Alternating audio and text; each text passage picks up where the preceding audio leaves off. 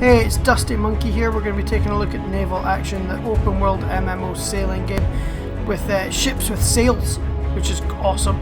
There's combat, there's trading, and there's a very beautiful looking world. But let's take a first look at Naval Action.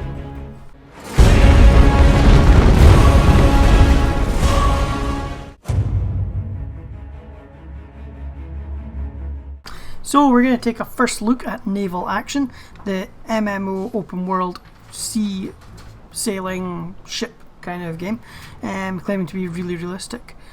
It's £29.99 on the Steam store, which is quite an expensive game for an early access. So what kind of features does an open world sailing game have? Well, according to the Steam page, it has exciting bugs apparently because it's still an alpha. There's going to be some annoying bugs that do happen. That's natural in game development. There's freedom, so that you can build, trade, sink. You can build ships, trade with other ships, sink ships of your nation. And that's the thing, it's all split into nations. So you've got pirates, the British, the Spaniards, the French, and a few other varying countries to be involved. And you all sail around in quite a massive open world. I took a chance to sail around just the first island, and it took me quite a while trying to trade between the different ports and earn some money. One thing it is missing though is a credible tutorial. It's incredibly difficult to work out how to do everything, and you do depend a lot on other people to help you. How they figured it out, I'm not sure, but there is some YouTube videos out there that can give you a helping hand. The ships and the graphics are very, very beautiful indeed. They're very nice to look at, and when you're in battles, which I'll speak about in a little bit, it's quite realistic. It can be very frustrating. So, but yeah, it's really good. I haven't experienced much of the upgrades yet, having just figuring out the quests. And by all accounts, it is very much a game that you cannot just pick up and put down after 5 or 10 minutes. You have to spend a good amount of time and invest some thought into what you're going to do.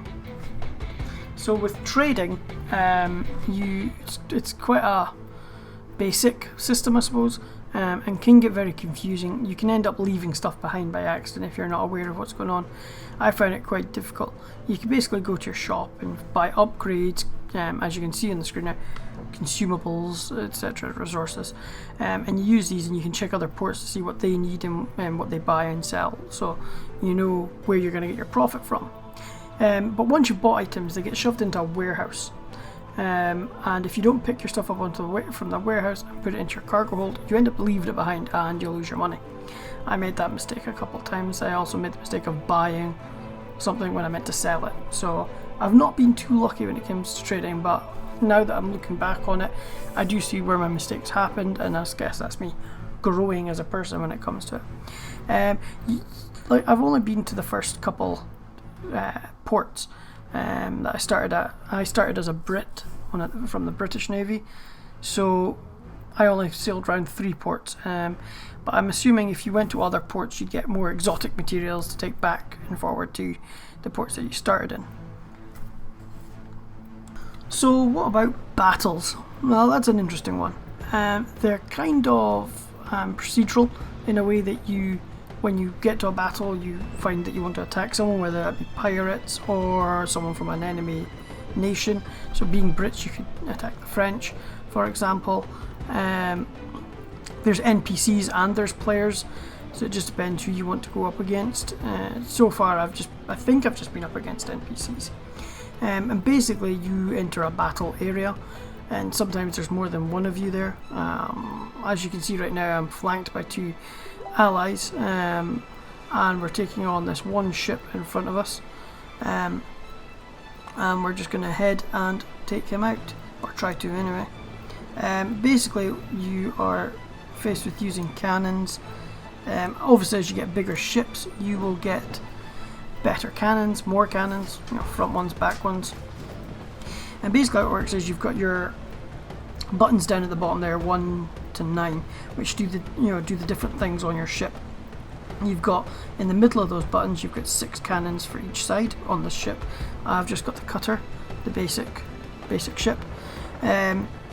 And you've got the left and right, obviously, and the front and back. Obviously I have no front and back weapons, so I just have the left and right. If you press 1, you get the option of what to load it with. There's ball, grape and chains. So the cannonballs obviously are the ones that cause the holes in the ship. You've got grape for attacking the crew of the enemy ship, and you've got the chains, I think they're for taking out sails and doing that. Obviously if you take out the sails, it means the enemy ship can't run, it can't sail around you, you can just sail around it, hitting it from both sides, and then you can swap behind. Now the different ones take different times to load.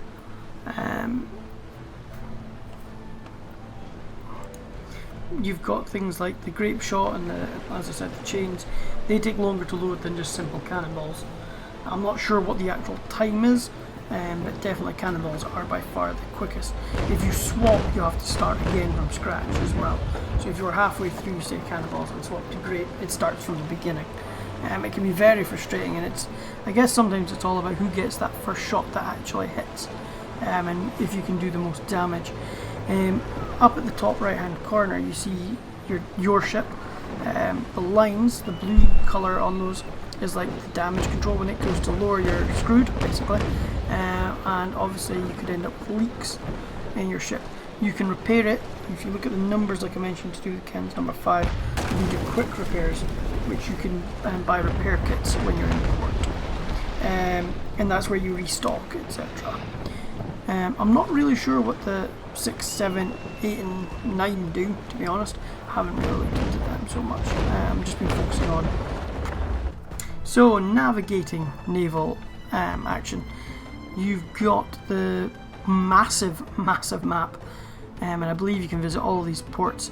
I only managed to visit 3, and it is that central island with the 4 little red dots that you see right here. That's where I visited.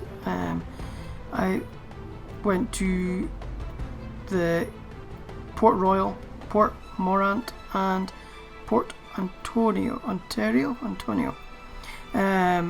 They're the 3 ports that I got to, simply because the map is so massive. I literally took a good 20 minutes to sail around that bit. I can't imagine sailing to the other parts. It would be a massive undertaking, but I can imagine it being fun when you've got friends with you. So what do I think overall? Well, for an early access game, it's got a lot out there. It does a lot. Being open world is always a challenge for developers, so it's great to see that they've actually got that working. What I would say is they really need some way to help new players get into it. It is incredibly difficult without any kind of direction. The other thing I would also say is it's quite a difficult game to play by yourself. It can get quite lonely. There's no ambient noise, no music. So while the sound of the waves and the firing of the cannons is really cool, they've got that nailed down. They could really do with some good buccaneer piratey kind of music to set the scene. Otherwise you should really play it with some friends, and I'm hoping to play it with some of my fellow Misfit Gamer family that I have. But apart from that, it's an excellent game and I would recommend it, but you need to be aware it's not perfect. So let me know what you think of Naval Action. I definitely would recommend it, assuming you've got the time to put into it and the patience to learn it.